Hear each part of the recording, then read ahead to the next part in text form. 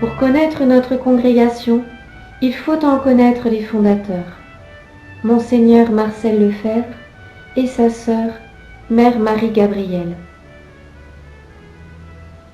Monseigneur Lefebvre est né le 29 novembre 1905 à Tourcoing.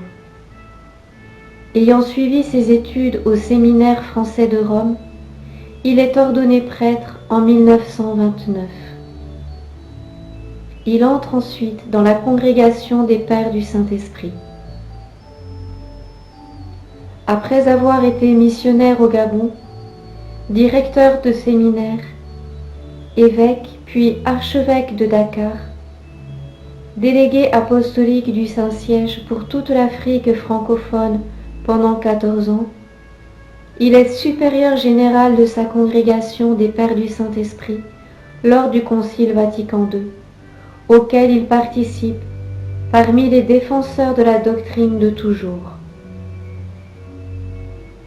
Mais devant l'aggiornamento imposé par Rome aux congrégations religieuses, et devant l'esprit nouveau qui pénètre chez ces religieux, Monseigneur préfère démissionner plutôt que de collaborer à la destruction de sa congrégation.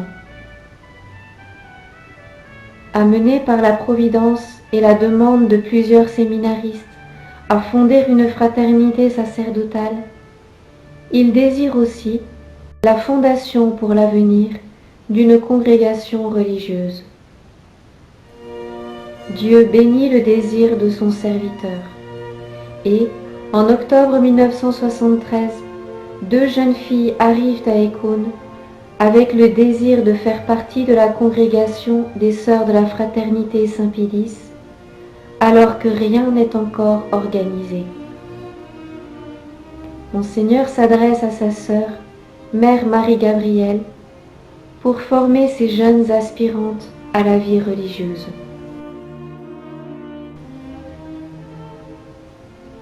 Notre cofondatrice, Mère Marie-Gabrielle, de son nom de jeune fille Bernadette, est la 4e enfant de la famille Lefebvre. Entrée à 20 ans dans la congrégation missionnaire des Sœurs du Saint-Esprit, Mère Marie-Gabrielle prononce ses premiers vœux le 20 mars 1930. Après 3 ans de profession religieuse, elle est envoyée en mission. 46 ans plus tard, à peine 6 mois avant sa mort, elle évoquait encore ses souvenirs de la vie missionnaire qu'elle avait tant aimée et qu'elle souhaitait reprendre encore. Elle avait exercé son apostolat dans différents pays, à la Martinique et en Guadeloupe, ainsi qu'en Afrique, au Cameroun, au Sénégal et en République centrafricaine, où elle a baptisé in extremis plus de 100 petits-enfants qui forment maintenant sa couronne au ciel. Tout ce qu'elle faisait, elle l'accomplissait avec un dévouement inlassable. Elle manifesta ainsi sa charité envers Dieu et son prochain, entre autres comme infirmière dans le soin des malades et des lépreux à Bangui. Jamais Mère Marie-Gabrielle ne parlait des charges importantes qu'elle eut à remplir dans sa congrégation. En 1959, elle fut élue assistante générale et dut alors quitter les missions et revenir à Paris. La Providence la préparait ainsi à sa future mission de cofondatrice. Mais la crise de l'Église commençait. Son mandat d'assistante générale accompli, elle demande à redevenir simple religieuse. On l'envoie alors à Dakar en 1967, où, tout en retrouvant l'apostolat missionnaire tant aimé, elle souffre de voir l'évolution rapide des esprits et des règles au sein même de sa communauté. C'est alors que Monseigneur lui demande son aide pour fonder une communauté de religieuses, les Sœurs de la Fraternité Saint-Pédis, qui seconderait l'activité apostolique des prêtres de la fraternité Saint-Pédis. La volonté divine se révélant à travers plusieurs événements, Mère Marie-Gabrielle, avec l'autorisation de sa supérieure, se rend à l'appel de son frère. Désormais, toutes ses forces, son dévouement, sa grande expérience sont au service de cette fraternité qui veut rester fidèle à la foi, à l'Église catholique romaine. Elle se rend avec un petit groupe d'aspirantes à Albano, non loin de Rome, où s'établit le premier noviciat. Là, à l'ombre de Saint-Pierre, s'écoulent les 3 premières années de la congrégation naissante. La première profession religieuse a lieu le 29 septembre 1976. Un an plus tard, le noviciat est transféré à Saint-Michel-en-Brenne, au centre de la France, afin de laisser la maison d'Albano aux séminaristes.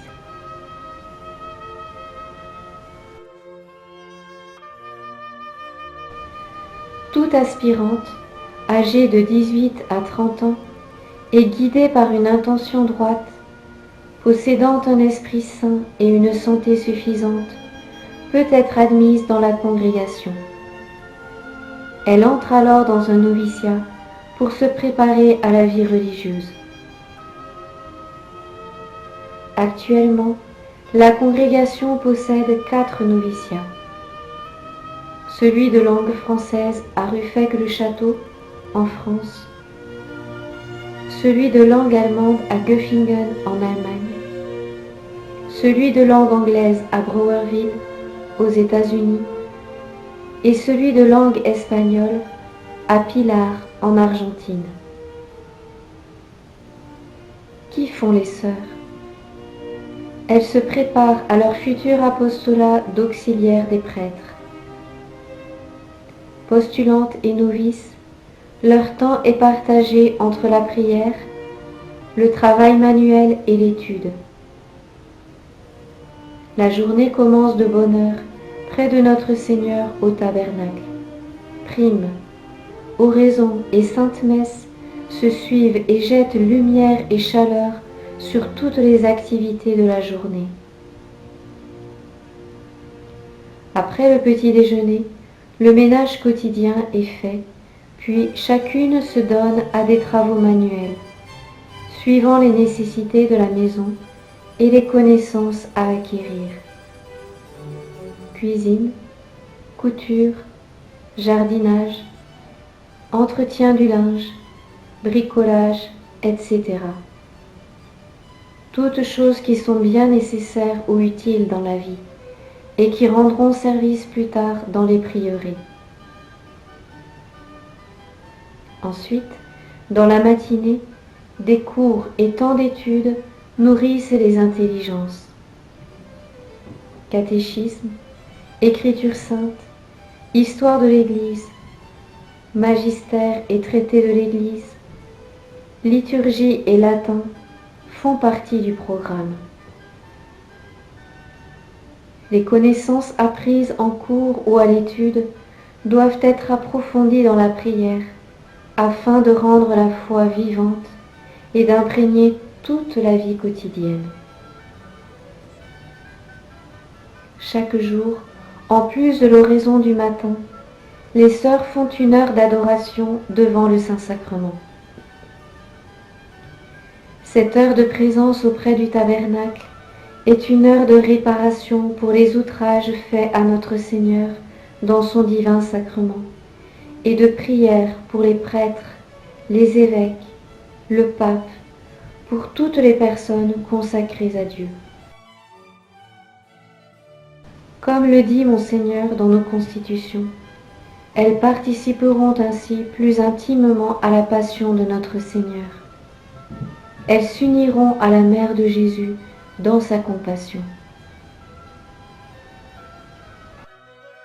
Un peu avant midi, toute la communauté se réunit au pied de l'autel pour la première demi-heure d'adoration, suivie de l'office de Sexte. Le repas et un temps de détente refont les forces avant de rentrer dans le silence et de reprendre les activités de l'après-midi. Travaux manuels, classe de chant, études. Dans la soirée, les novices ont une demi-heure de lecture ou une conférence spirituelle, ou encore une instruction sur la vie religieuse. Après la lecture ou instruction, c'est le retour aux sources. De nouveau, la communauté se retrouve à la chapelle pour la deuxième demi-heure d'adoration, suivie du chapelet en commun. Le repas et un temps de récréation précèdent le chant de l'office des complis, qui fait entrer dans le temps de grand silence et prépare les cœurs à la sainte messe et à l'oraison du lendemain.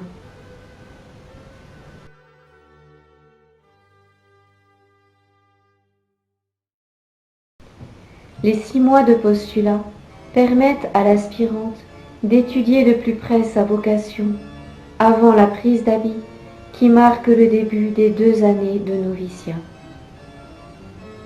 Ce temps de formation accompli, les novices demandent à prononcer les vœux de pauvreté, de chasteté et d'obéissance, qui les consacrent entièrement à Dieu comme épouse du Christ. Après la profession, les sœurs sont alors envoyées dans les prieurés ou les maisons de la congrégation.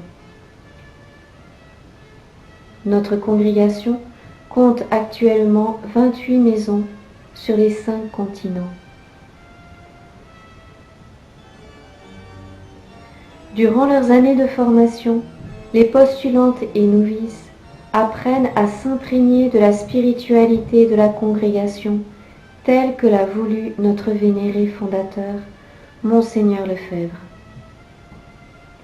Cette spiritualité n'est autre que celle de l'Église. Ainsi, l'esprit de la fraternité est entièrement centré sur la dévotion au saint sacrifice de la messe, célébrée selon les normes du Concile de Trente et selon la tradition de l'Église. C'est pourquoi Monseigneur Lefebvre a placé les sœurs sous le double patronage de Notre-Dame de Compassion et de Saint Pie-X. Comme pour nos prêtres, Saint Pie-X éclaire et oriente notre combat pour la foi, rejetant toutes les erreurs modernes que ce saint pape a condamnées. Nous partageons aussi le souci de Saint Pie-X, le souci de ses prêtres et de l'enseignement de la saine doctrine. Notre but est justement d'aider les prêtres et de les soutenir, particulièrement par notre prière. La première dénomination de notre congrégation revient à la Mère de Dieu, modèle de vie religieuse, sous le vocable et la protection de Notre-Dame de Compassion. Celle-ci anime toute notre vie et toute notre activité apostolique auprès des prêtres. Comme le prêtre fait revivre sur l'autel le sacrifice du calvaire, ainsi la Vierge consacrée perpétue la compassion de Notre-Dame au pied de la croix. Toute notre spiritualité est donc centrée sur le saint sacrifice de la messe et l'offrande de tous nous-mêmes à la divine victime, à l'image de Notre-Dame de Compassion.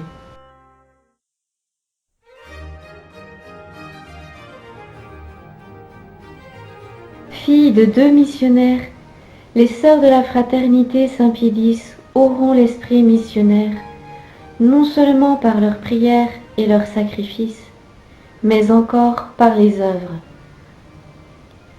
Comme les nécessités sont nombreuses et variées, les capacités diverses de chacune s'unissent pour répondre aux besoins d'un vaste champ d'apostolat. Après leur profession religieuse, les sœurs exercent un apostolat qui se fond et se confond avec l'apostolat de nos prêtres. Leur activité a pour but de faciliter et compléter l'apostolat sacerdotal. À l'imitation de Notre-Dame, les sœurs déchargent les prêtres des tâches matérielles de la maison, les rendant ainsi plus libres pour accomplir leur ministère. Cuisine, couture, repassage, lessive.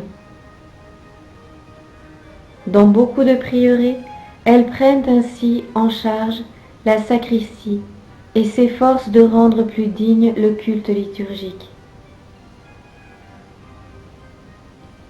Si les humbles tâches sont à faire dans toute maison, l'apostolat des sœurs n'en reste pas moins varié selon les prieurés ou les maisons où elles se trouvent. Essayons de faire un petit tour d'horizon.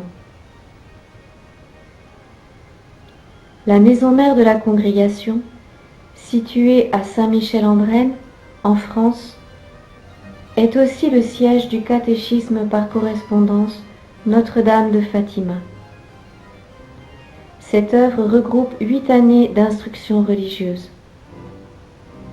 Elle est un moyen d'aider les familles, les prieurés, les prêtres, pour faire connaître aux enfants les vérités de notre sainte religion. Rédigé à l'origine en français, le catéchisme par correspondance a été aussi traduit en anglais et en allemand. Ainsi, ce sont 1500 élèves que les sœurs atteignent par ce moyen dans le monde entier.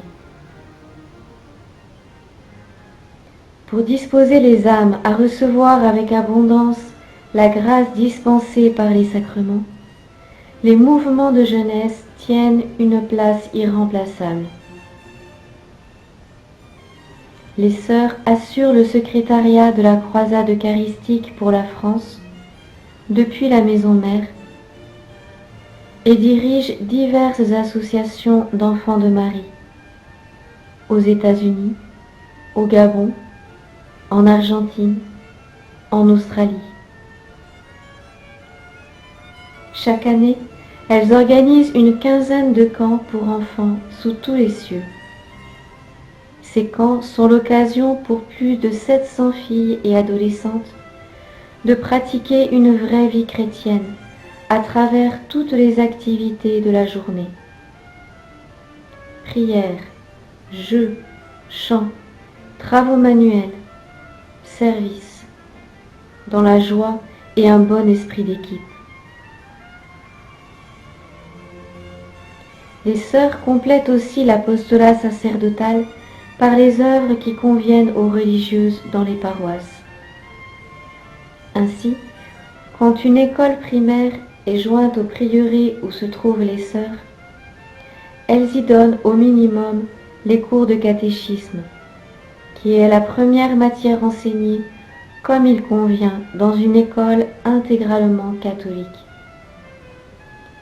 Mais elles peuvent aussi prendre une part plus importante au fonctionnement de l'école, en assurant d'autres cours, voire en étant titulaire de classe ou directrice de l'école. C'est ainsi que nos sœurs dirigent plusieurs écoles primaires dans différents pays. À Sainte-Maryse, aux États-Unis, les sœurs donnent chaque jour des cours religieux aux enfants du primaire et aux filles du secondaire, environ 400 élèves. Elles donnent également des cours ménagers aux jeunes filles et ont diverses activités avec les pensionnaires et les enfants de Marie.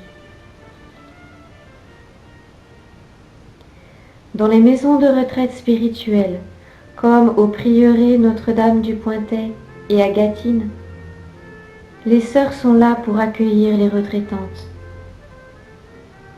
Elles apportent aussi leur aide discrète, tant par leur prière que par l'accomplissement des tâches matérielles. Dans tous les prieurés, les sœurs ont à cœur de visiter les personnes âgées et les malades, membres souffrants de notre Seigneur. Au Brémien Notre-Dame, en France, comme à Weihungsel en Allemagne, maison de personnes âgées, se trouve une petite communauté religieuse. Les sœurs visitent les pensionnaires, organisent des activités avec les plus valides, les préparent à recevoir les sacrements et les aident à achever chrétiennement leur pèlerinage vers la patrie céleste. L'apostolat des sœurs de la fraternité, tout centré sur le sacrifice de la messe et l'aide aux prêtres, peut s'exercer tout autant dans les maisons de formation sacerdotale que dans d'autres maisons par leur rayonnement. Ainsi, au séminaire de la Rera en Argentine et de Dillwyn aux États-Unis, les sœurs aident nos futurs prêtres par leurs humbles tâches et leurs prières, tandis qu'à la maison du district de France, l'activité des sœurs facilite le travail des abbés et soutient leur apostolat, en particulier par la régularité et l'offrande de leur vie religieuse. 20 ans après leur départ d'Albano, les sœurs s'y installèrent de nouveau en 1997. C'est un peu le retour aux sources, à l'ombre de la ville éternelle. La maison Saint-Pédis, qui avait été quelque temps un séminaire après le départ des sœurs, est maintenant une maison d'accueil pour les pèlerins de la tradition. Les sœurs se dévouent à ce nouvel apostolat, permettant aux pèlerins de mieux profiter des trésors de Rome. Les sœurs ont l'esprit missionnaire de leur fondateur. Et si tout pays peut être appelé pays de mission, certaines ont la joie de suivre de plus près les traces de Monseigneur et de Mère Marie-Gabrielle sur le sol africain. À la mission Saint-Pédis, à Libreville, au Gabon, nos sœurs missionnaires, depuis leur arrivée en 1993, ne manquent pas de travail. Nombreux sont les enfants qui suivent les cours de catéchisme chaque semaine. Les sœurs s'occupent aussi de 2 associations mariales pour les filles et les adolescentes, et elles enseignent à l'école paroissiale Notre-Dame de la Providence, en pleine expansion depuis son ouverture en 2013. Quelques sœurs se dévouent pareillement au prieuré du Sacré-Cœur en République dominicaine, aidant les prêtres dans les œuvres paroissiales, enseignant le catéchisme et donnant des cours à l'école primaire du prieuré. Elle dirige également une association mariale pour les filles et les adolescentes.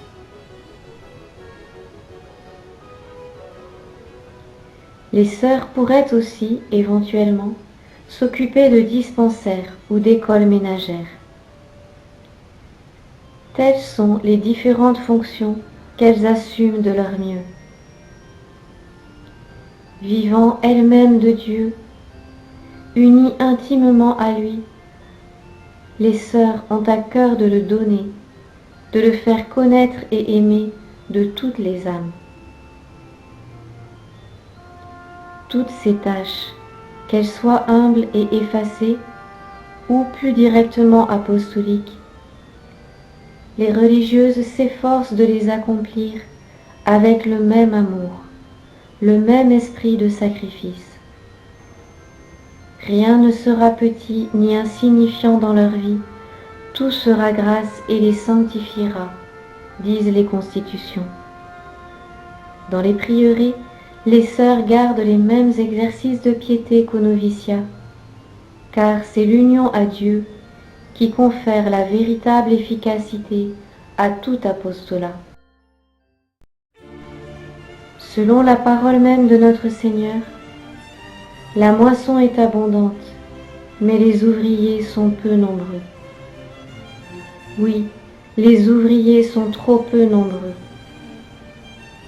C'est pourquoi nous demandons à tous les fidèles d'unir leurs prières aux nôtres pour demander au maître de la moisson d'envoyer des ouvrières dans sa moisson. Daigne Notre-Dame de Compassion, Reine des Vierges, attirer de nombreuses jeunes filles à se donner généreusement à son divin Fils, s'il les appelle à son service. Car, de même que le sacrifice rédempteur de Jésus-Christ se continue à travers les siècles par ses prêtres, de même, la compassion de Notre-Dame doit se perpétuer dans les Vierges consacrées. Mon Dieu, donnez-nous beaucoup de saints prêtres, et pour la sanctification des prêtres, donnez-nous beaucoup de saintes vocations religieuses.